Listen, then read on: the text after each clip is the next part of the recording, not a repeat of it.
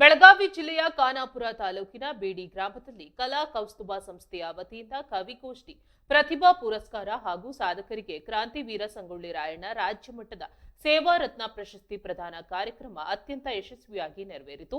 ಬೇಡಿ ಗ್ರಾಮದ ನೆಹರು ಮೆಮೋರಿಯಲ್ ಕಾಲೇಜಿನಲ್ಲಿ ನಡೆದ ಈ ಕಾರ್ಯಕ್ರಮವು ಮಕ್ಕಳ ನಾಡಗೀತೆ ಮತ್ತು ಸ್ವಾಗತ ಗೀತೆಯೊಂದಿಗೆ ಆರಂಭವಾಯಿತು. ಡಾಕ್ಟರ್ ನಾಜೀರ್ ಅಹ್ಮದ್ ಜಂಗೂಬಾಯಿ ಅವರು ಕಾರ್ಯಕ್ರಮವನ್ನು ಉದ್ಘಾಟಿಸಿದರು.